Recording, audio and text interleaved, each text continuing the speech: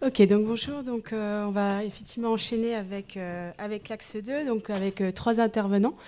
Donc, en fait, qui ont été décidés en regard des grandes thématiques en fait, de l'axe, notamment sur l'aspect monitoring de l'humain, tout ce qui est aussi développement de traitement de données et modélisation, et un aspect aussi développement plateforme et interface. Donc, on va d'abord écouter donc, Laurent Houdre. Je ne sais pas s'il est dans la salle. C'est bon. Et donc sur la détection détection des changements de comportement à travers les données physiologiques. Voilà. Merci beaucoup et puis merci pour l'invitation. Donc on a parlé un petit peu ce matin de la difficulté de recueillir des mesures en milieu écologique et notamment des signaux physiologiques. Et donc je vais vous parler aujourd'hui d'une sorte de méthodologie qu'on peut utiliser pour pouvoir traiter ces signaux et notamment pour pouvoir repérer dans ces signaux des changements de comportement. On verra que ça peut être utile en tant que tel, et puis ça peut être aussi utile comme une étape de pré-traitement qui peut être très utile dans un certain nombre d'études. Alors l'idée, c'est que quand on a envie d'avoir un protocole grâce à des capteurs, on va enregistrer un sujet sur une durée qui va être potentiellement assez longue. Donc il y a plein de types de systèmes qu'on peut monitorer. Donc l'activité cérébrale avec des EEG, l'activité cardiaque avec des ECG, des centrales inertielles pour le mouvement, etc., etc. Et un des gros problèmes qu'on a lorsqu'on va vouloir traiter ces données, on va vouloir en extraire de la connaissance. Donc par exemple, on peut vouloir extraire des biomarqueurs ou des caractéristiques qui vont nous permettre de rendre compte du phénomène qu'on vient d'observer. Mais très souvent, on n'a pas le droit de le faire. Enfin, c'est pas tellement qu'on n'a pas le droit de le faire, c'est que si on regarde ça d'un point de vue des mathématiques, très souvent, les signaux qu'on va enregistrer n'ont pas les bonnes propriétés, ne permettront pas d'un coup de pouvoir extraire une caractéristique qui permettrait de résumer tout. Donc je vais essayer d'illustrer un petit peu ça dans 2 protocoles qu'on a au laboratoire. Le premier protocole, c'est un protocole d'étude de la marche chez l'être humain, dans lequel on demande à un sujet de réaliser un certain nombre d'étapes. Donc là, on lui demande, je ne sais pas si on voit mon pointeur, donc on lui demande de rester immobile pendant 6 secondes, de marcher 10 mètres, de faire un demi-tour, de revenir et de s'arrêter.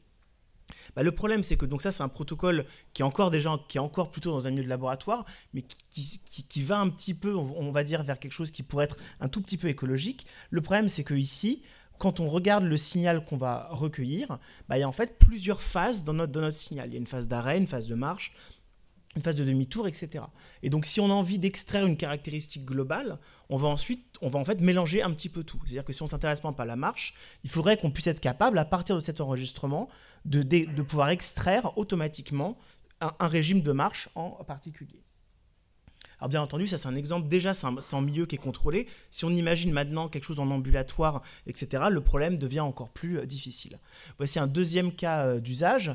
Ici, c'est un projet autour de l'étude de l'anesthésie, notamment des états de conscience, où on a mis un casque EEG à un sujet. Avant l'anesthésie, il y a ensuite l'étape de sédation, une étape d'anesthésie, puis la phase de réveil. Là encore, quand on va vouloir traiter toutes ces données-là, en fait, on a plusieurs phases qui vont apparaître, la phase de réveil, la phase où la personne est en train de s'endormir, etc. Et donc, en fait, pour pouvoir extraire correctement toutes ces différentes phases et repérer les moments où il y a un changement, on va avoir besoin d'un type d'algorithme particulier. Alors ça, en fait, mathématiquement, c'est le problème qu'on a, c'est que les signaux qu'on a sont ce qu'on appelle non stationnaires. C'est-à-dire qu'il y a plusieurs phénomènes statistiques qui apparaissent au sein d'un même signal. Et donc dans ces cas-là, on va utiliser des méthodes qu'on appelle des méthodes de détection de rupture, donc c'est ça dont je vais vous parler, qui vont nous permettre d'estimer de façon assez précise les instants où il y a eu un changement de comportement. Donc ça, encore une fois, il y a deux usages. Soit c'est ces instants de changement qui vont nous intéresser, c'est-à-dire se dire à quel moment est-ce que ces différents phénomènes sont apparus. Soit alors, c'est une étape de pré-traitement, on se dit juste, voilà, ce que j'ai envie, c'est d'avoir des sortes de segments à peu près homogènes pour pouvoir ensuite extraire des caractéristiques. Dans ces cas-là, c'est vraiment une étape de pré-traitement. Donc le problème qui nous intéresse, c'est imaginons qu'on a un signal ou même plusieurs signaux. Le but, c'est de retrouver les instants où il y a un changement significatif qui apparaît. Alors bien entendu, si on commence à vouloir résoudre ce problème-là, c'est quelque chose qui n'est pas simple, parce que déjà un changement, qu'est-ce que ça veut dire? On n'en sait pas tellement bien ce que ça veut dire. Il y a ensuite le nombre de changements qu'on veut. Si par exemple, j'ai envie de regarder le moment où il y a le demi-tour, mais je pourrais très bien dire que je suis intéressé par la segmentation de tous les pas qui vont être faits par le sujet. Donc il y a différents niveaux de granularité dans cette étape de détection de rupture. Et donc on va voir que ce qui est intéressant, c'est que c'est un problème mathématique, mais dans lequel on peut injecter beaucoup de connaissances, et notamment beaucoup de connaissances de la part des cliniciens et des chercheurs qui travaillent sur les protocoles. Donc ici, notre but, ça va être d'estimer le plus précisément possible les instants où il y a un changement, et le nombre de changements qui apparaissent dans les signaux. Alors ici, c'est une belle équation mathématique. Je vais juste très, très rapidement vous montrer le principe de la méthode qui est utilisée. L'idée, c'est de se dire que j'ai deux façons de gérer le problème. Je peux par exemple me dire, j'avance ici dans ma série temporelle, tac, tac, tac, tac, tac, tac. Ici, je me dis, là, il y a une sorte de gros saut. Donc là, je vais dire, il y a un changement. Donc je pourrais très bien avoir une sorte de seuil qui me dit que quand j'ai ici quelque chose qui saute, dans ces cas-là, j'ai un changement. Le problème, c'est qu'ici, ça marche très bien pour le premier changement ici. Ça marche relativement bien pour le deuxième, même si on voit que c'est un peu plus difficile. Et puis ici, on voit bien qu'on a deux régimes différents, mais vous voyez qu'à l'instant précis où il y a un changement de régime, c'est pas forcément là où il y a un énorme saut. Et donc la petite astuce finaude qu'on utilise pour résoudre ça, c'est de se dire, au lieu de regarder les moments où il y a un changement, on va sélectionner ici en l'occurrence les 3 instants parce qu'on fixe le nombre de ruptures qui vont faire en sorte que les 4 segments que je vais définir soient le plus homogènes possible. Et donc le problème mathématique qu'on résout, c'est pas celui de repérer lorsqu'il y a un grand truc qui apparaît, c'est de repérer les instants où on va faire en sorte que les sous-segments qu'on va définir soient les plus homogènes possibles. Et donc ça c'est un problème de maths, on s'en fiche. Mais du coup, ce qui est intéressant, c'est qu'on a quelque chose qui est lié avec l'expertise qu'on peut avoir. C'est que, en fait, comment est-ce qu'on va choisir le type de changement qu'on veut détecter en définissant ce qu'on appelle être homogène. À partir du moment où on est capable de dire mathématiquement, eh bien, si je suis capable de prendre un petit segment et de donner un score si c'est homogène ou pas, je suis capable de créer un algorithme de détection de rupture. Et donc l'idée ici, c'est qu'il y a une petite fonction ici qui va prendre les différents régimes et qui va nous dire s'ils sont homogènes ou pas. Je vais vous montrer 3 exemples de fonctions qui sont très très simples, mais on peut en concevoir énormément selon le type de changement qu'on a envie de détecter dans nos données. Alors la façon, c'est celle qui est le plus utilisée, c'est ce qu'on appelle une fonction de coût qui nous permet de détecter des changements de moyenne. C'est-à-dire que c'est une fonction de coût qui est paramétrisée pour pouvoir, à chaque fois qu'on a une sorte de changement, on estime ici que toutes les valeurs sont autour d'une certaine valeur moyenne, et bien dans ces cas-là, je vais détecter les changements de cette façon-là. Je vais vous montrer un exemple sur un signal. Alors ça s'applique sur des signaux physiologiques, mais sur plein d'autres signaux aussi. Donc ici, un exemple ici, c'est sur le taux de chômage aux États-Unis. Donc là, si je lance mon algorithme avec 7 régimes, il va me trouver les 7 régimes qui sont les plus homogènes du point de vue de la moyenne. Et puis je peux mettre d'un autre paramètre, ici je peux mettre 12. Donc là, ici, vous avez les résultats. Bon, ça, c'est pas très très joli. On n'est pas très très content. Alors en fait, si on veut se dire, là par exemple, ici, on a l'impression que c'est plutôt des changements de pente. Si on regarde un petit peu le signal, on se dit qu'il y a des changements de pente. C'est très facile. Il suffit que je conçoive une nouvelle fonction de coût qui va me détecter des changements de pente, qui va me dire que c'est homogène si la pente reste constante durant un petit segment. Et puis je lance cette fonction de coût-là. Et cette fois-ci, voilà, j'arrive à une segmentation qui correspond bien à ce que je peux avoir. Alors, donc là ici, je vous ai montré 2 exemples précis. Nous, sur quoi est-ce qu'on a travaillé dans le laboratoire ? C'est sur le fait que très souvent, à part si on est mathématicien, si on code, etc., c'est assez difficile de savoir quel type de rupture est-ce qu'on va détecter. Et donc on a mis en place des approches qui sont des approches supervisées, c'est-à-dire qu'on va demander à un expert, à quelqu'un qui connaît les données, de nous segmenter quelques signaux à la main. Et à partir de là, on utilise des algorithmes de machine learning qui vont apprendre automatiquement, à partir de cette annotation, quelle est la bonne fonction de coût à utiliser, c'est-à-dire quel est le bon type de régime à utiliser. Et donc ça, c'est des choses qu'on a utilisées et qui nous ont permis de déployer toutes ces techniques-là sur du mouvement des yeux, sur de l'EEG, sur de l'ECG, etc., etc. Et en fait, il suffit juste d'avoir quelques annotations. Souvent, il en faut, on va dire, entre 5 et 10 qui sont annotées, même de façon un peu imprécise, et ça peut suffire à trouver le genre de rupture qui nous intéresse. Alors, la deuxième chose qu'il faut qu'on spécifie, c'est que une fois qu'on a choisi le type de rupture qu'on a envie d'avoir, il y a plein d'algorithmes qu'on peut utiliser. Et donc, pareil, pour essayer d'aller vers les utilisateurs, on a développé au Centre Borrelli un package Python, donc c'est une sorte de librairie logicielle qui est entièrement gratuite, que vous pouvez utiliser, qui recense en fait tous les algorithmes qui existent pour faire cette tâche-là, qui recense d'ailleurs pas mal de fonctions de coût dont je parlais, qui existent, qui peuvent vous détecter des changements de périodicité, des changements de moyenne, des changements de variance, des changements de tout ce que vous avez envie. Et il y a pas mal d'algorithmes qui sont du coup maintenus. On a maintenant, là j'ai mis 7 millions, mais en fait ça a changé depuis la semaine dernière. On a maintenant 8 millions de téléchargements sur cette librairie logicielle. Et c'est utilisé pour info par Netflix, qui utilise ça pour monitorer les moments où il y a des flux de vues sur certaines vidéos. Donc pour montrer qu'on avait conçu ça pour les signaux physiologiques. Et finalement, c'est des choses qui sont utilisées dans pas mal de domaines. Le dernier point que j'ai laissé un peu en suspens, c'est comment est-ce qu'on choisit le nombre de ruptures. C'est-à-dire comment est-ce qu'on fait pour dire, là, je veux 5 ruptures. Alors, dans le cas du protocole de marge dont j'ai parlé, c'est relativement simple, parce que je connais les différentes phases, donc je suis capable de fixer ce paramètre-là. Mais sinon, il existe un certain nombre de méthodologies qui existent pour fixer ces valeurs-là. Alors, il y a une façon très simple, c'est de tester plein de valeurs et de regarder les résultats, puis de trouver les résultats qui nous conviennent le mieux. Et nous, ce qu'on a mis en place, c'est encore une fois exactement comme pour la fonction de coût.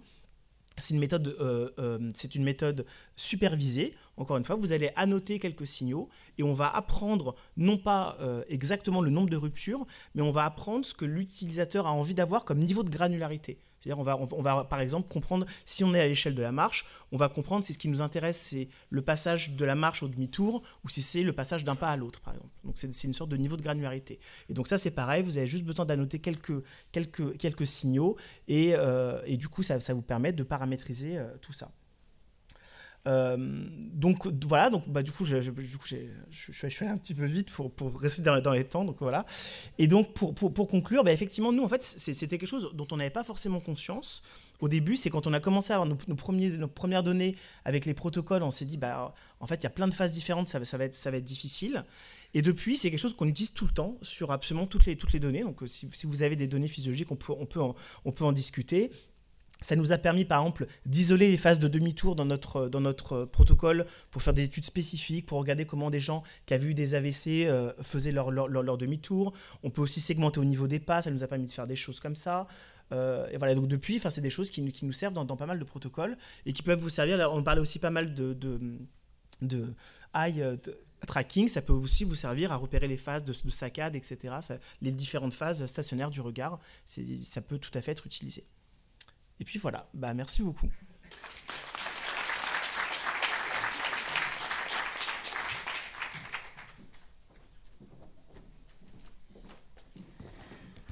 Un grand merci pour déjà cette présentation super intéressante et pour le timing.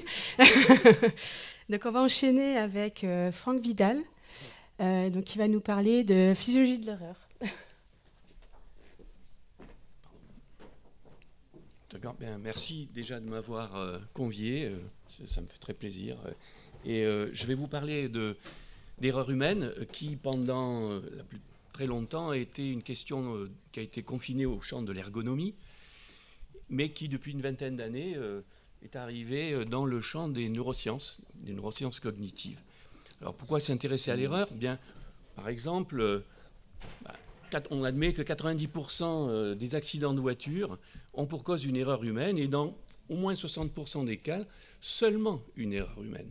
Alors parmi ces erreurs humaines, il y a les erreurs d'action qui sont celles pour lesquelles on a mal exécuté ce qu'on voulait faire ou on a pris la mauvaise décision en fonction du contexte. Par exemple, le feu passe à l'orange, si je suis très près du carrefour, il vaut mieux que j'accélère. Si je suis un peu loin, c'est le moment de freiner. Bon, enfin, pas à Marseille, bien sûr, où là, de toute façon, ça, c'est une tâche de temps de réaction simple. Alors, en situation de laboratoire, la situation prototypique de ce genre de prise de décision sous pression temporelle, c'est la situation de temps de réaction de choix, où, par exemple, en fonction des caractéristiques d'un stimulus, par exemple, la couleur du stimulus, vous répondez, par exemple, à droite si c'est jaune, vous répondez à gauche si c'est bleu, et vous demandez au sujet une injonction contradictoire d'aller le plus vite possible sans faire d'erreur. Alors, s'il veut vous faire plaisir, donc il essaie d'aller le plus vite possible et de temps en temps, il fait une erreur. D'ailleurs, vous espérez qu'il va en faire une parce que c'est ça que vous voulez étudier. Alors justement, ça avait été la première question qui a été étudiée, c'est qu'est-ce qui se passe après qu'on a fait une erreur. Alors ça, c'est connu depuis les années 60 avec les travaux de Rabbit, où on regarde les effets séquentiels, c'est-à-dire le sujet produit une réponse, on mesure le temps de réaction, une autre réponse correcte, le temps de réaction. De temps en temps, il fait une erreur, et dans les situations où il n'y a pas du tout d'ambiguïté sur les stimuli, c'est-à-dire où c'est une erreur d'action, le temps de réaction des erreurs est en général plus court que celui des réponses correctes. C'est logique, c'est un avatar de la fonction d'échange entre vitesse et précision. C'est quand on va le plus vite qu'on a le plus de risque de faire une erreur. Moins trivial à l'époque, c'était de voir ce qui se passe après une réponse correcte, et donc Rabbit a montré que après une réponse correcte, le temps de réaction augmente. Alors, il y a initialement un petit effet de perturbation lié au fait qu'on a fait une erreur, mais si on laisse suffisamment de temps entre l'exécution de l'erreur et la présentation du signal de réponse, le temps de réaction est quand même augmenté et la probabilité de faire une erreur est diminuée. Ce qui veut donc dire que d'un essai à l'autre, vous avez dans le cerveau un système superviseur qui se met en route, qui a identifié un problème et qui déclenche des ajustements stratégiques qui font que le coup d'après, vous devenez d'une certaine manière plus prudent. Et puis Rabbit aussi a montré que, en fait, si on laisse la possibilité au sujet de corriger, il corrige super vite. Il corrige plus vite que les catégories de temps de réaction les plus rapides. Ce qui laisse supposer que le système superviseur a identifié quelque chose qui cloche, peut-être avant même que la réponse ne soit réalisée. Donc, question,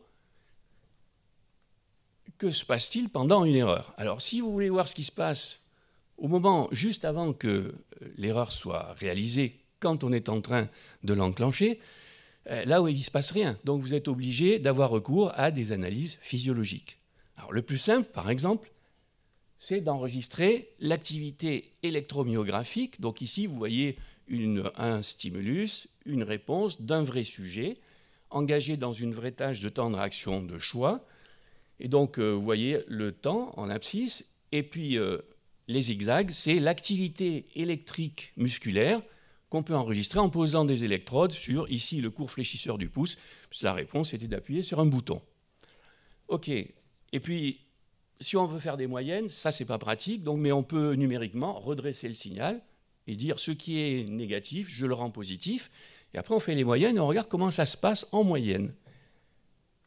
Eh bien, ici, c'est ce qu'on a fait, on a redressé le signal, donc en abscisse, vous avez le temps, en ordonnée, vous avez l'amplitude de la bouffée électromyographique redressée, intégrée de plusieurs essais, de plusieurs sujets, en rouge, la bouffée qui correspond aux réponses correctes, et en jaune, la bouffée qui correspond aux erreurs.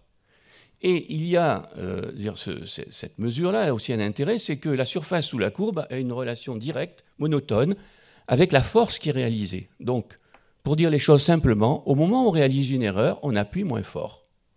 Comme si on avait voulu retenir un peu les chevaux. Bon, alors vous allez me dire, bon, c'était une erreur, donc peut-être qu'il y a quelque chose qui a cloché, alors aussi la bouffée mg n'est pas normale. Ce n'est pas le cas, parce que si on regarde maintenant la pente initiale de cette activité-là, eh bien, elle est la même dans les deux cas. Or, cette pente est directement liée à la variance du recrutement des unités motrices lors de la contraction musculaire. Et donc, si ces variances sont différentes, c'est des commandes différentes. Si elles sont identiques, il y a toutes les chances pour que ce soit les mêmes commandes qui ont été envoyées dans les deux cas. Donc ça veut dire que si on suit cette logique-là, ici, c'est la même commande qui a été envoyée dans les deux cas, mais elle est arrivée moins loin. La seule explication pour rendre compte de ces résultats, c'est qu'il y a quelque chose qui l'a décapité. Donc il y a eu un processus d'inhibition actif et qui a été déclenché environ 30 millisecondes après le début de la bouffée mg, c'est-à-dire avant l'exécution. Donc, pour que ça ait été déclenché 30 millisecondes avant, bon déjà, on est vraiment pendant l'exécution, et il faut que ça ait été détecté avant. Donc du coup, ça suggère que vous avez un système superviseur qui opère à l'intérieur d'un essai. mais quelle en est la signification écologique, puisque ça, finalement, ça n'a pas marché. Eh bien, pour répondre à ça, il est bon de regarder ce qui se passe quand on a failli faire une erreur. Alors, vous allez me dire comment vous savez qu'on a failli faire une erreur. Eh bien, par exemple, toujours avec 2 électrodes et un ampli, vous regardez toujours donc votre réponse correcte, mais rien ne vous interdit de regarder de l'autre côté, du côté de la réponse à ne pas produire. Et ici, vous voyez que dans 5 à 20% des réponses correctes, du point de vue d'un ergonome, ce sont des réponses correctes. Eh bien, vous avez une toute petite bouffée électromyographique, minuscule, mais elle y est. Et là, la personne qui parlait justement... Alors ça, c'est très intéressant pour nous, parce qu'effectivement, les détecter de manière automatique, ce serait un super avantage. Ça nous ferait gagner beaucoup de temps. Et donc, ces petites bouffées électromyographiques sont là, ça pourrait être des activités intercurrentes qui n'ont aucun rapport avec la tâche. Les sujets, ils peuvent avoir failli bouger, etc. Sauf que le temps de réaction des réponses correctes qui contiennent ces petites bouffées électromyographiques est beaucoup plus long que le temps de réaction des réponses correctes qui n'en contiennent pas. Donc si ça n'avait aucun rapport avec la tâche, il n'y aurait aucune raison que ça rallonge le temps de réaction. Donc l'interprétation, et puis je vous donnerai aussi une autre raison après, l'interprétation, c'est que ces activités correspondent en fait à une ébauche d'erreur qui a été détectée, inhibée et corrigée à temps. Et du coup, effectivement, ça suggère que votre système superviseur, dès qu'il y a une commande ou quelque chose d'anormal qui est enclenché, l'arrête pour essayer de le stopper et de corriger. Des fois, ça ne marche pas. Donc, il y a quand même une erreur. Mais il en reste un stigmate. C'est la diminution de l'amplitude de la bouffée électromyographique dans les erreurs. C'est-à-dire, on a essayé à tous les coups. La plupart du temps, ça réussit. Et quand vraiment ça échoue, on commet une erreur. Ce qui veut dire aussi que d'un point de vue, on va dire, du point de vue de l'ergonome, là, vous avez 2 raisons indépendantes d'arriver à une erreur. C'est-à-dire, soit vous avez votre chaîne de traitement qui a défailli, et vous avez enclenché une activation incorrecte, mais en plus, il faut que votre système superviseur ait été déficient.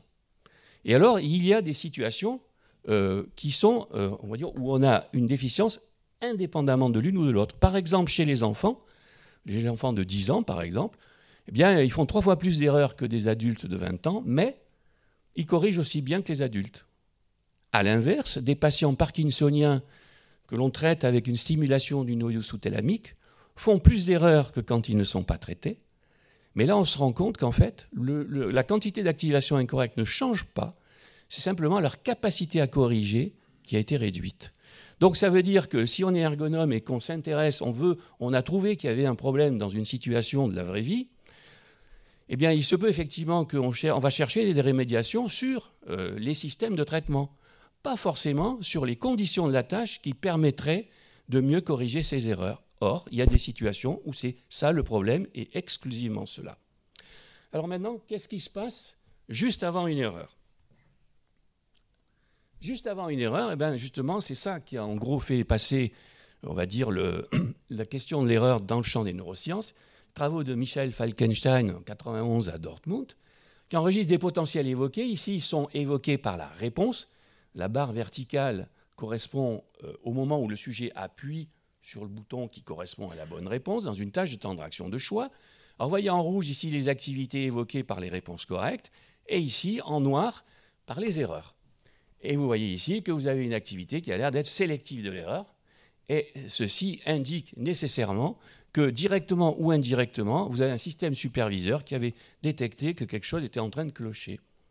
Et derrière, ici, il y a une positivité, ici, qui est... Alors, pour des raisons historiques, les négativités sont vers le haut en électrophysiologie humaine. Alors, elle est sélective de l'erreur, enfin, elle a l'air de l'être, elle est précoce, mais les EEG conventionnels ne présentent pas une très bonne résolution spatiale et, bon, le générateur est relativement incertain, mais il est possible de mettre en œuvre des méthodes de traitement un peu plus sophistiquées. Par exemple, utiliser ce qu'on appelle la transformation laplacienne, c'est un moyen d'aller examiner les activités électroencéphalographiques locales, donc localement.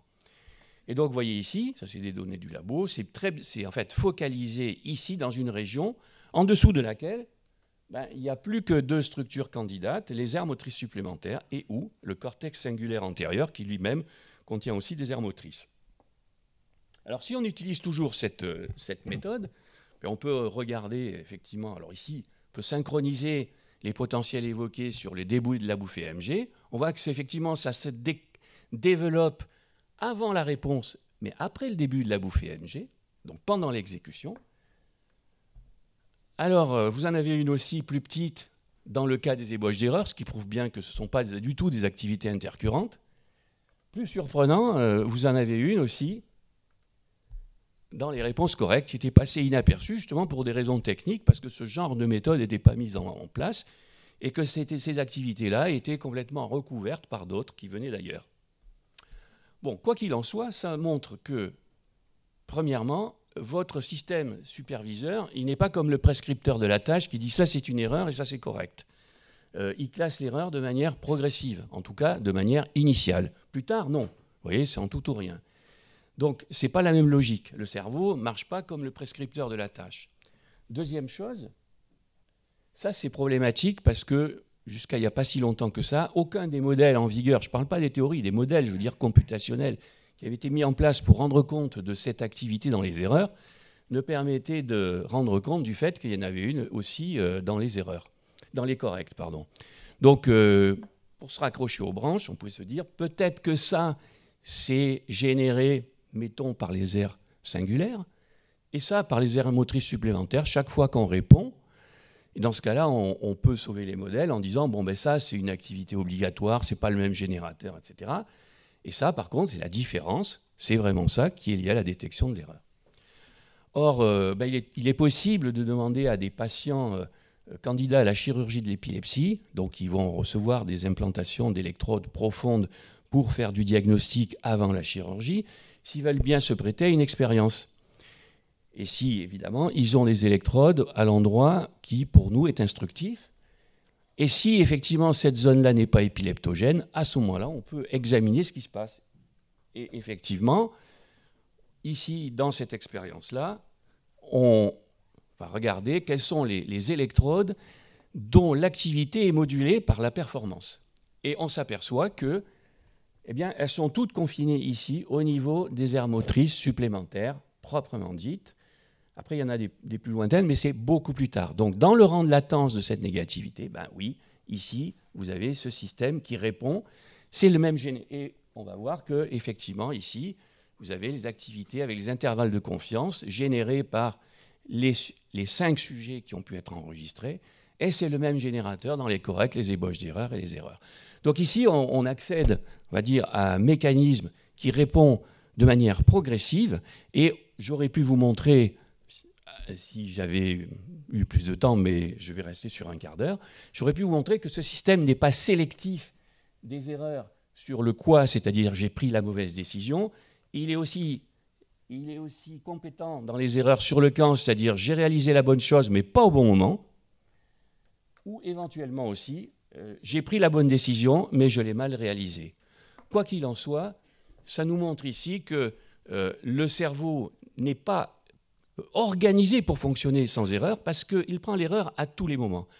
Après, pendant, un peu avant, et même, nous avons des données du laboratoire qui montrent que même avant, l'activité cérébrale dépend, bien avant la commande motrice, le recrutement des aires motrices dépend du risque d'erreur qu'il y a dans cette tâche par rapport à une autre tâche.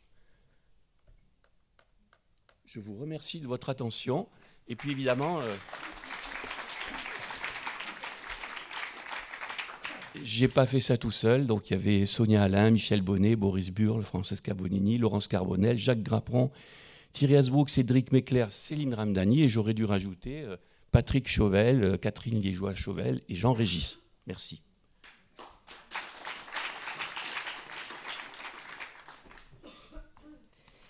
Merci beaucoup également pour cette présentation super intéressante aussi. Donc on va enchaîner avec la troisième, et puis merci pour le respect du temps aussi. Donc pour la troisième présentation, donc, qui va axer sur l'interaction et motivation pour la santé et qui va être présentée par Jean-Claude Martin. Merci. Merci. Donc bonjour. Donc je suis Jean-Claude Martin, je suis professeur à l'Université Paris-Saclay et j'effectue mes recherches au laboratoire interdisciplinaire des sciences numériques, le LISON. Donc il y a plusieurs rapports de l'Organisation mondiale pour la santé qui pointent les effets négatifs du manque d'activité physique. Et on sait que le manque de motivation, notamment, c'est une des raisons principales de ce manque d'activité physique. Donc l'activité physique, c'est défini, en fait, est très étudié dans les sciences du sport et du mouvement. C'est tout mouvement qui est produit par des muscles et qui nécessite une dépense énergétique. On sait que la motivation, comme on vient de le voir, a donc un effet sur la performance, par exemple sur le nombre de pas que vous allez faire dans la journée, si on essaie de motiver les gens à marcher, mais également l'engagement, c'est-à-dire sur le long terme dans l'activité. Et enfin, donc, il y a des études qui ont montré que si on essaie de fournir des feedbacks positifs et négatifs sur un peu l'activité des gens, eh bien, ces feedbacks qui peuvent être positifs du style, par exemple, continue à marcher comme ça, ou c'est bon pour ta santé, ou évite d'avoir des journées comme ça où tu ne marches pas du tout, qui sont plutôt des feedbacks négatifs. Eh bien, l'impact de ces messages va avoir des impacts variés suivant le profil individuel de motivation des individus, quoi. Et enfin, donc, il y a d'autres études qui ont montré qu'il y avait des messages textuels affichés, par exemple, soit envoyés par mail, soit affichés sur un téléphone, qui pouvaient être effectivement aider pour encourager les gens à être actifs physiquement. Donc toutes ces problématiques liées à l'activité physique, ça nécessite des compétences évidemment donc, en santé, en psychologie de la santé et de l'activité physique, et en informatique et interaction machine. Et c'est justement donc, ce qu'on étudie dans mon équipe.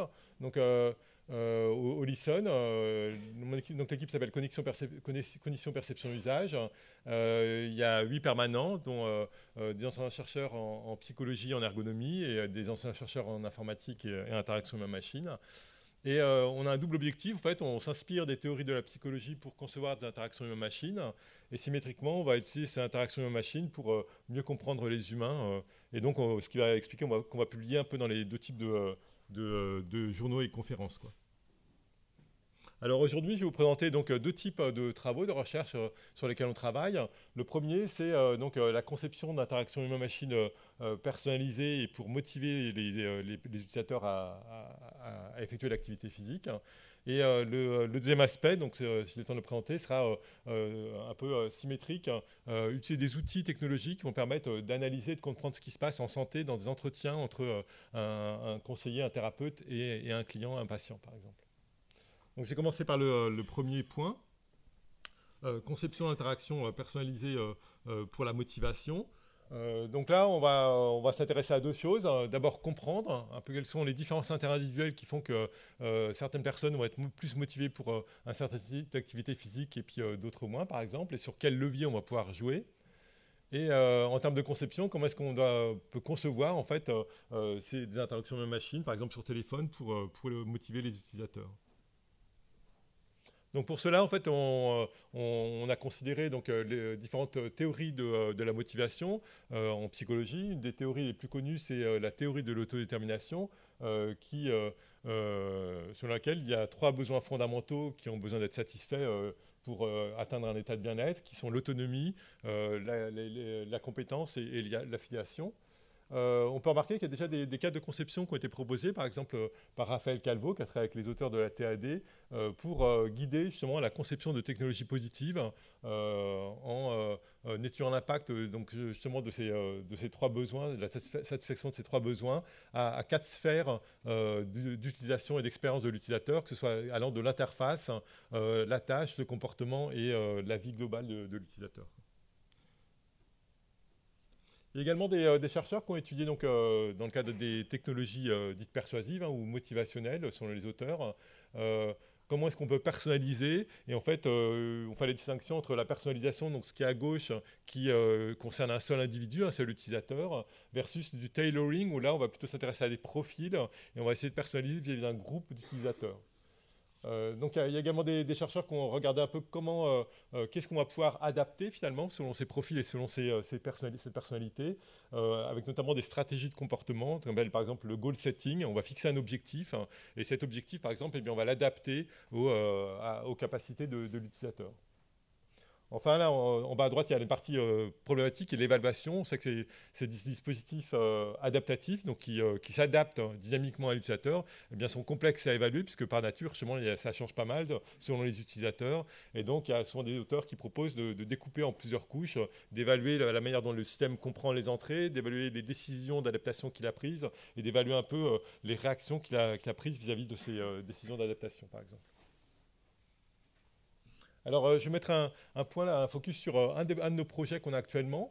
C'est le projet Back4P, dans lequel on travaille avec l'hôpital Cochin, notamment sur la lombalgie. Et donc, le but de ce projet, notamment, entre autres, hein, c'est de créer en collaboration avec les patients et les professionnels de l'hôpital, hein, une intervention de coaching automatisée sur téléphone portable pour changer et soutenir l'attitude des comportements des patients. Donc, l'idée, c'est que les patients ont parfois des fausses croyances vis-à-vis de la douleur au dos qu'ils ont. Par exemple, il ne faut pas qu'ils bougent, alors qu'au contraire, il faut les faire bouger. Et on essaie de les faire changer de comportement en termes d'activité physique. Hein, un des problèmes, c'est que en fait, les médecins leur donnent, ou les kinés leur donnent des activités physiques à faire et ils ne les font pas, quoi.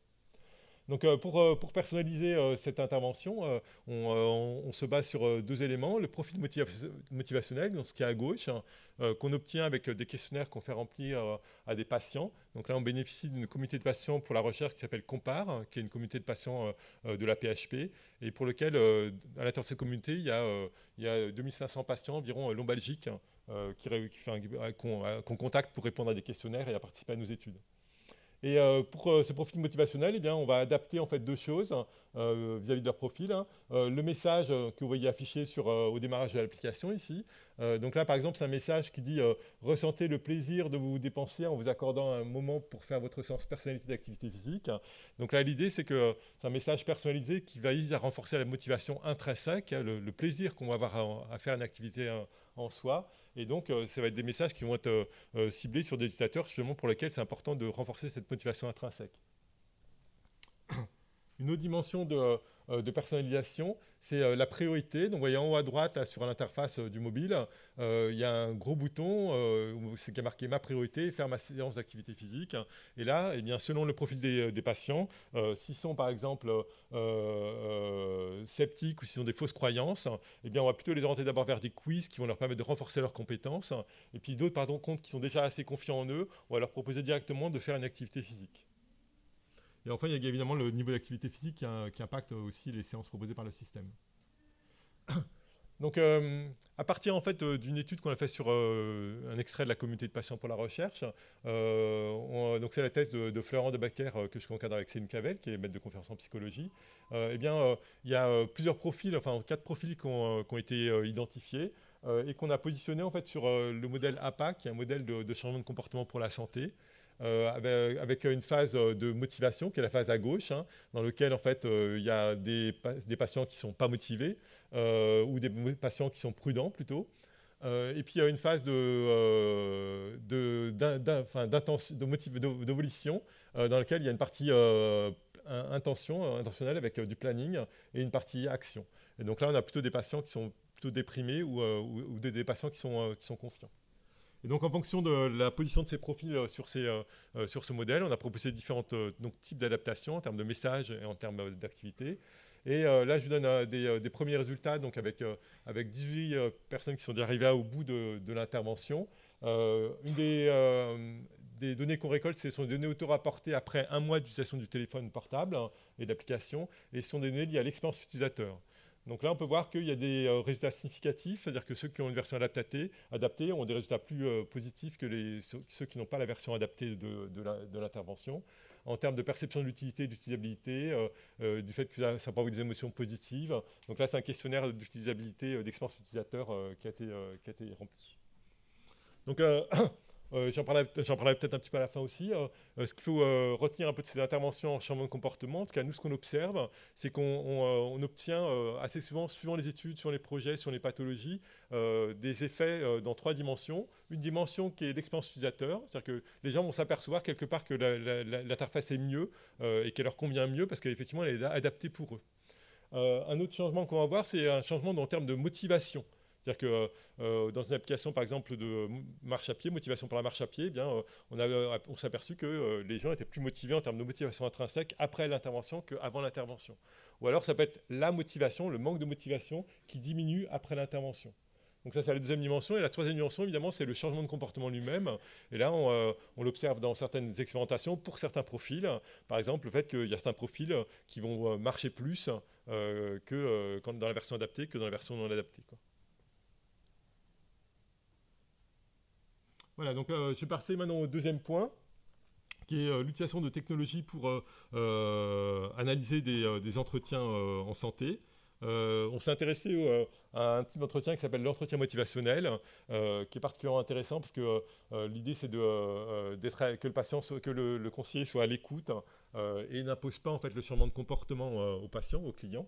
Donc il y a des interactions très subtiles en fait entre le client et le conseiller. C'est un projet ANR Panorama avec le Japon, dans lequel en fait on a des vidéos d'entretien motivationnel collectées dans différents contextes. On les annote de manière manuelle avec un outil qui s'appelle Nova. Et derrière, vous pouvez avoir des annotations automatiques qui sont faites par un logiciel de détection de l'expression faciale qui s'appelle OpenFace, et également du machine learning qui est possible avec cet outil. Et un des premiers résultats qu'on a observé, donc une des parties intéressantes dans les comportements qu'on attend du client, c'est le fait qu'il parle de changement de comportement. C'est ce qu'on appelle le change talk, c'est-à-dire qu'il va parler de ce qu'il pourrait faire, ce qu'il pourrait améliorer dans sa vie, plutôt que de parler de choses qui consistent à dire voilà, je reste comme ça parce que, etc. Donc ce qu'on appelle le sustain talk.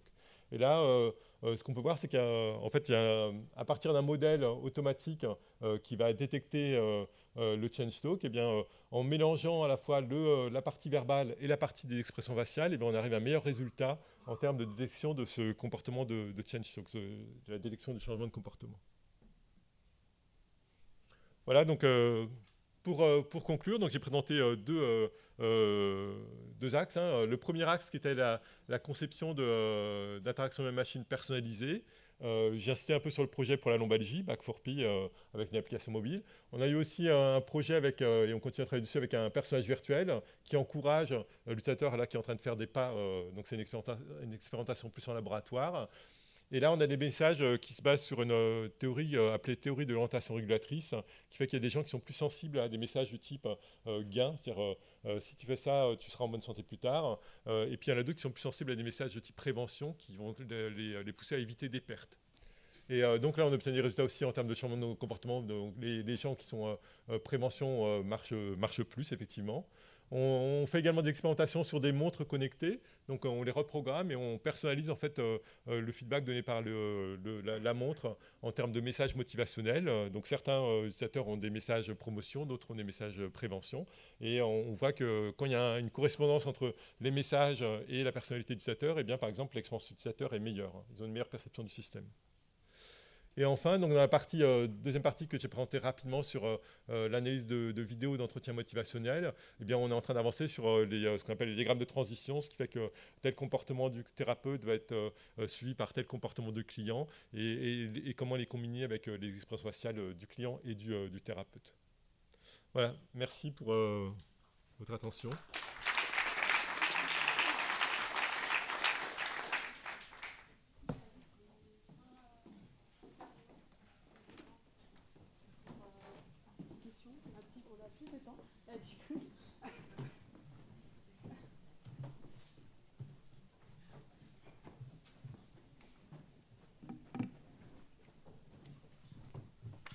Alors, du coup, des questions dans la salle pour les intervenants? Est-ce qu'il y a des questions? Bah, voilà, il y a une question là. Moi, j'ai des questions après, s'il y en a pas. Oui, une question pour Franck. Là, du coup, est-ce qu'on peut dire que les erreurs sont prédictibles? Parce que, juste, je rajoute un truc, parce que ce qu'on observe aussi dans le cas de la perception du langage, c'est qu'il y a des erreurs qu'on peut en quelque sorte détecter, mais de façon inconsciente. Par exemple, des erreurs d'accord déterminant nom ou clitique verbe. C'est Pulver-Muller qui a montré ça. Très très tôt, il y a une mismatch negativity qui apparaît et qui montre que c'est traité de façon inconsciente, mais c'est pas réparé ensuite. Donc c'est un peu similaire à ce que tu as présenté.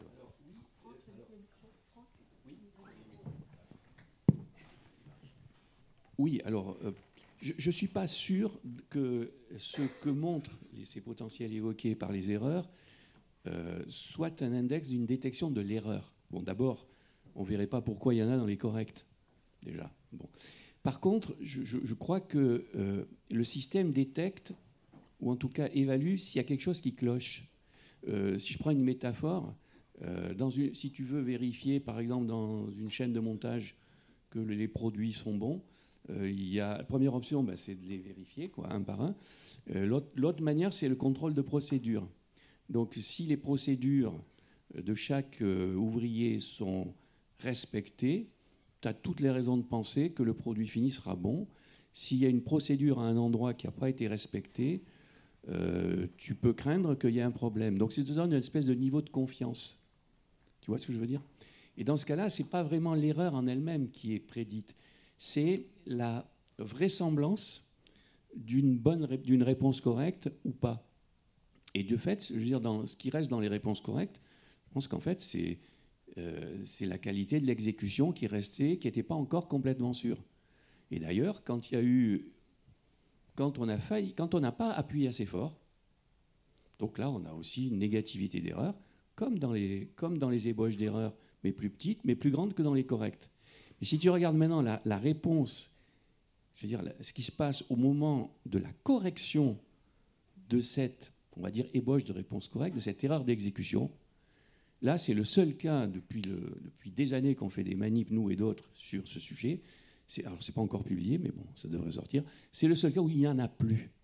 Elle a disparu. C'est-à-dire que tu as fait une erreur d'exécution, tu as mis le paquet, tu corriges. Au moment où tu corriges, c'était déjà du bon côté.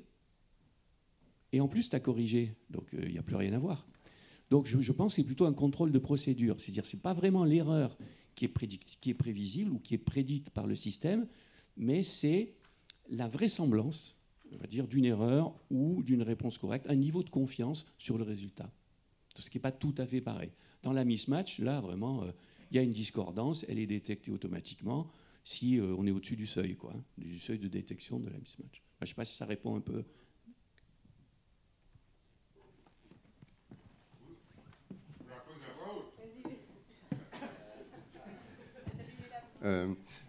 Oui, toujours Franck, quand tu as parlé, il m'est venu une expression comme ça que je relis, erreur comme approximation dynamique. Et je dis ça parce qu'en fait, là, tu es correct, incorrect, tu as démarré avec les accidents de voiture, tu as des appuis-boutons, et en fait, le sujet sait ce qui est correct et ce qui est incorrect. Il a un code de réponse qui est bien mappé sur, en fait, la tâche. En perception visuelle, il y a des ambiguïtés. Et en fait, ces ambiguïtés, si t'en fais, t'as pas de conséquences, t'as mal vu, c'est tout. Alors parfois, on peut se casser la gueule, mais on a tous fait l'expérience que, tiens, j'ai cru que c'était ça, et en fait, c'est pas ça.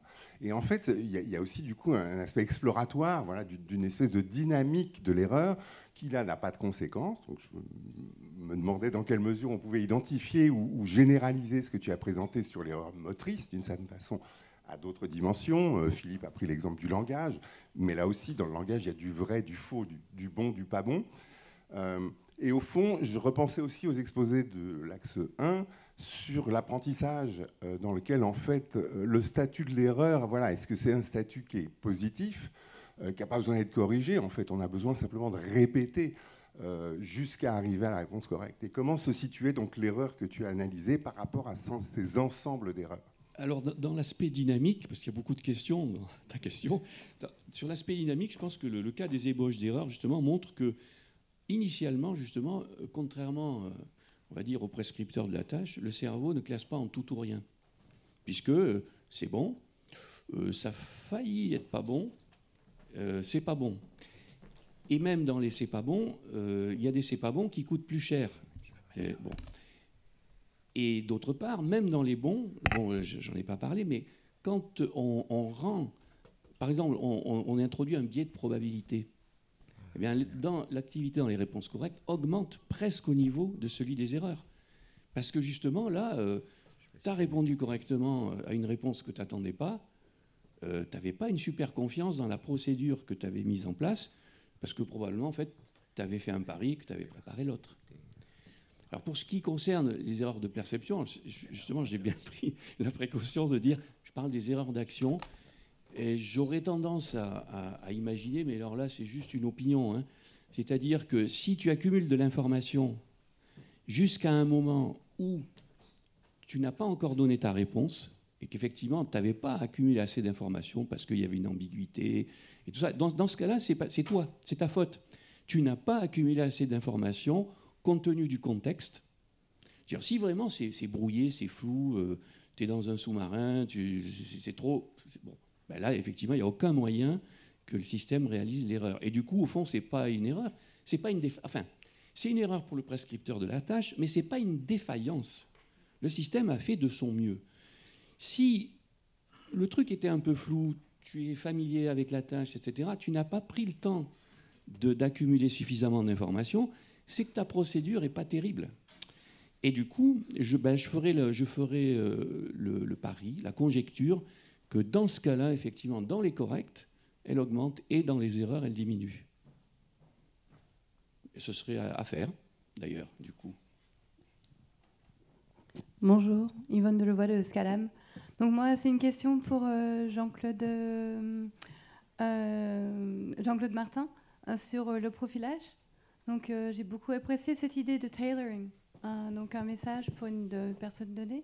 Ma question, c'est est-ce que ce profilage qu'on pourrait faire chez un groupe d'adultes sains classiques peut être transféré à un groupe de patients? Par exemple, si vous faites des voies clustering chez des personnes qui souffrent de mal de dos, est-ce qu'on peut considérer que ces mêmes clusters existent chez des personnes qui n'ont pas de mal de dos? Donc, en gros, en conclusion, ma question, est-ce qu'on peut généraliser l'approche de clustering que vous développez? Merci pour la question. Oui, alors en fait, je pense que, en tout cas, l'approche est intéressante et applicable à des tout venants et à d'autres pathologies. Évidemment, dans ce cadre-là, en fait, on a bénéficié dans la communauté Compare, en fait, les patients remplissent des questionnaires régulièrement, et notamment des questionnaires liés au mal de dos lui-même, aux peurs et croyances sur la lombalgie, et d'autres questionnaires qui sont spécifiques à la pathologie. Mais il y a d'autres questionnaires que nous, on a rajoutés sur la motivation, par exemple, ou sur la self-efficacy, leur croyance à pouvoir résoudre, ou à gérer leur auto-efficacité, qui eux sont généraux. Donc je pense que l'approche est générale et applicable à d'autres, et aussi certains questionnaires qui sont utilisés également, quoi, en termes de motivation. Est-ce qu'un profilage motivationnel est le même chez un non-malade par rapport à un malade? Et est-ce qu'on peut imaginer que ces profilages changent, ce qui fait que l'approche ne peut pas être généralisée à différents types de populations? C'est une bonne question. Je pense que, en tout cas, les questionnaires sont standardisés. Par exemple, nous, on utilise EMAPS pour l'activité physique. Et a priori, on peut c'est pas lié au fait que le patient ait une pathologie ou pas de pathologie. On peut leur faire remplir ces questionnaires-là, quoi. Donc après, effectivement, c'est une bonne question, quoi. Après, on peut en discuter. Merci. D'autres questions? Moi, j'ai une question pour Laurent. Par rapport à l'applicabilité de la méthode, notamment de rupture, dans des données du type EEG particulièrement, où il y a peut-être une variabilité qui va être plus grande, notamment sur les données spectrales. Et en sachant que j'ai cru comprendre que pour pouvoir en fait, que ça fonctionne, il faut quand même des données indiquées en fait, là où il y a les ruptures, ce qui n'est pas toujours évident, quand surtout en plus on ne s'attend pas à... Enfin, on cherche justement cette rupture. Donc voilà, je voulais... Alors effectivement, en fait, dans ces cas-là, dans le cas particulier des données EEG, il y a plusieurs façons de procéder. Soit on va déjà savoir qu'on cherche des changements qui vont être plutôt dans le plan temps-fréquence. Et donc dans ces cas-là, on n'aura pas besoin de données d'apprentissage parce qu'en fait, on va juste vraiment déjà calibrer le modèle vraiment à la main. Donc ça c'est la première chose. Et en ce qui concerne la possibilité Oui, effectivement, de calibrer de façon automatique ou d'avoir des données.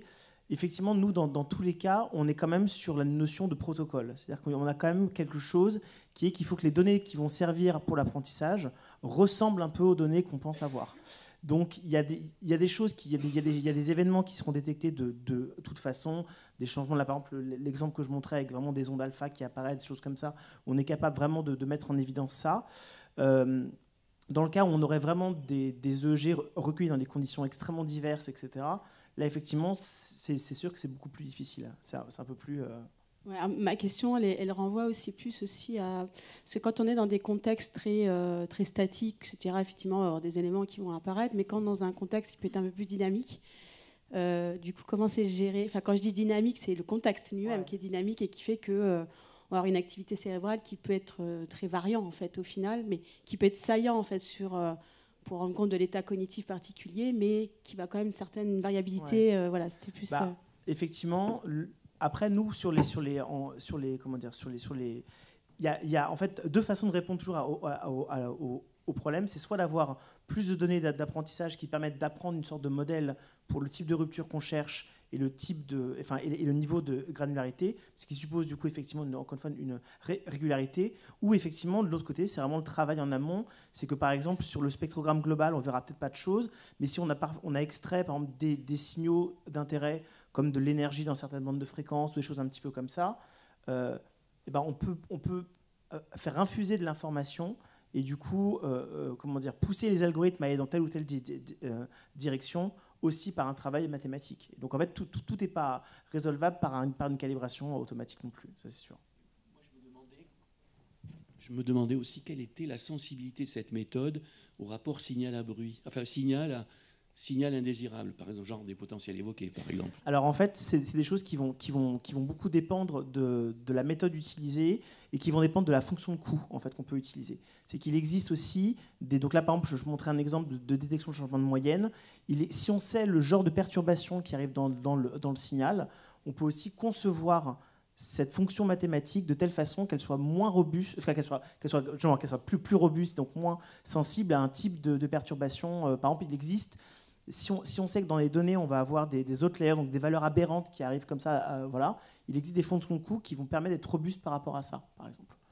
Et sinon, en fait, ce qui compte beaucoup, c'est que la notion, c'est que quand même le signal soit plus important que le bruit, et que le bruit ne soit jamais aussi important qu'une rupture qu'on cherche à détecter. Mais encore une fois, ça peut aussi se faire en travaillant dans un domaine qui est adapté aussi. Ok, donc s'il n'y a pas d'autres questions, on va arrêter, on va faire une petite pause de 10 minutes. Et puis après, on enchaînera. Donc on a un petit peu de retard, mais ça va, on n'a que 15 minutes de retard, donc ça va, c'est raisonnable. Merci, à tout à l'heure.